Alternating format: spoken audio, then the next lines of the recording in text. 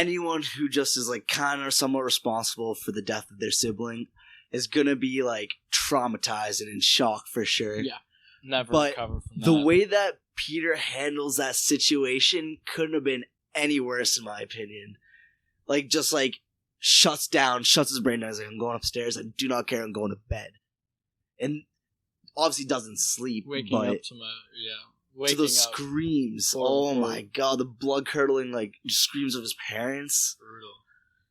Gosh, that's like the biggest thing for me too, is like whether or not you think the movie's scary, it's just genuinely so unsettling at so many points. It's unnerving. Yeah. It's unsettling because what's his name? Peter.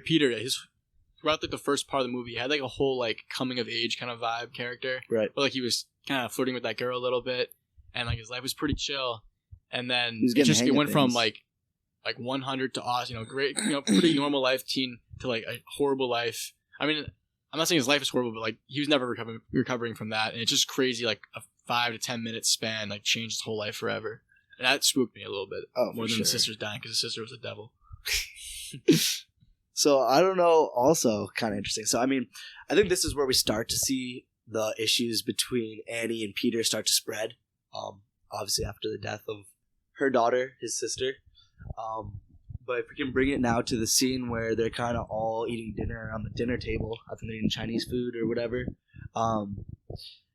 This is like after Charlie's... I think this is right after Charlie's death.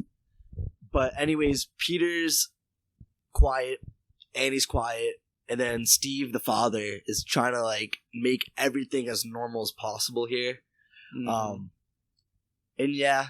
I mean, there's going to be some turmoil, some hard feelings, obviously, for the mother to the son, because in some ways he is responsible for her death. But that scene at the table where it blows up and she's like, it's your fault. And like, Peter's like, why do you hate me? And you just can see this, just like the breakdown of the family like vibe. Like, they're no longer a family at that point. Like, it is just chaos. And chaos ensues. Yeah. I don't know. To me, like, that was just like, such an unnerving scene, just because, especially for Steve too, who's the dad. He's just like sitting there watching, kind of. It's like must be so uncomfortable for him. Yeah, and before that scene though, she met Joanne, the creepy. Right. It was kind of I knew she was kind of unsettling because who would just approach someone's car like that. Right. But she revealed to Joanne like she's like, oh, like she casually mentioned like why you have trouble with your son, like what's wrong with your relationship. And she's like, oh my god, just one time, like, I was just, like, sleeping a little bit, and then I walked into his room, poured paint thinner on both my children, and I had a match in my hand. Like, who doesn't do that every once in a while? Like, she's like, I wasn't gonna light it. Like, come on, like, who doesn't make mistakes? But, like, yeah. Obviously, like, I mean, like, come on, like, she was yelling at her son, and she's like, she said, you never take responsibility. I mean, she barely take responsibility. Like, she kind of played down the fact that she almost burned her whole family down. And was she saying you don't take responsibility because of Charlie's death? Yes, but I think she also didn't take responsibility for it. I mean, that's traumatizing if your mother almost burns you in your sleep. Oh, 100%. That's going to mess you up forever. Mess up. She's like, just a mistake. You know what that reminds me of? Do either of you watch F is for Family? Yeah.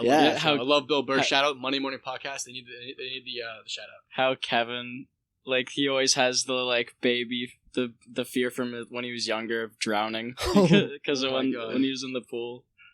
That's real. And he just never recovers. But anyways, side note. No, I agree. It's similar, honestly. Yeah. Yeah, so I mean, also, let's go into that, the paint thinner scene, I guess, too, because, a little bit more, I guess, because, so that happens when they're at Joanne's place, and, correct? This is after the fact, right, of the first grief counseling meeting.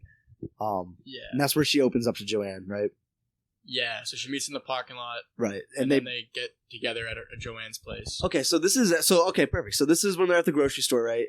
It's not even grief meeting. I think it's at the grocery store or something. It's somewhere random. Right. Like, but anyways, so I think it's really funny too, because, I mean, yeah, like in hindsight, after watching the movie, we know Joanne's not who she's set out to be.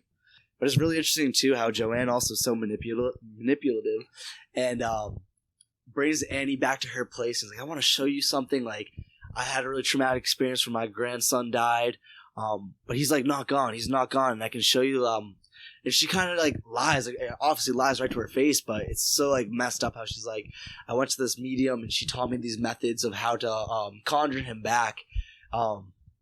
and shows him her grandson, and he writes on the chalkboard and ends up throwing, I think, a ball or something, right? And then they conjure Charlie for a little bit, right?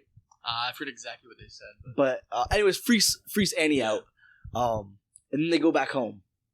And then fast forward a couple of days, she brings up to Peter and Steve.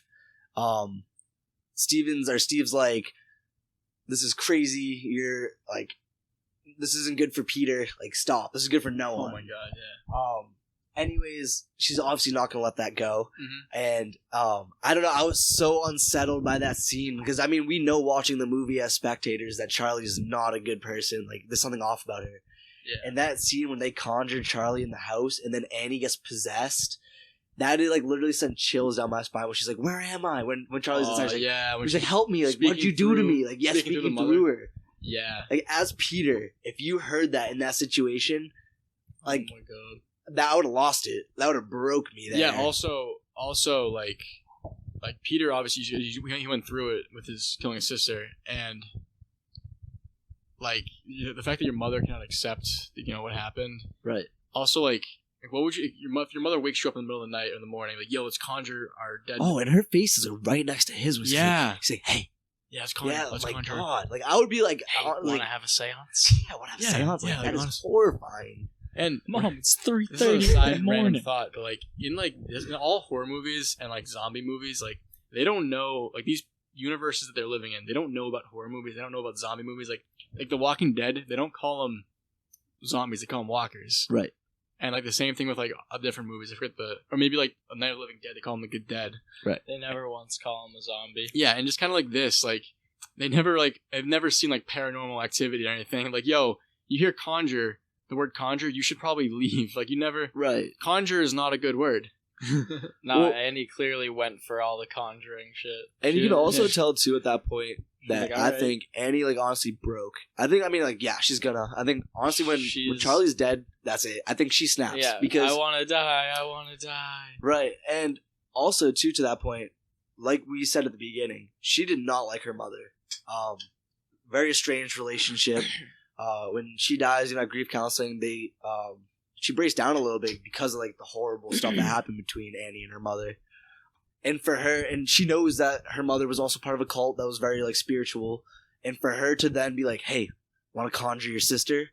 Like, to just 180 flip like her point of view. I mean, like, you can tell. Like, I think that was her like snapping point. But like, oh yeah, she was going. I don't think she was the same from that point on in the movie. I think that was a different Annie. And I wonder too.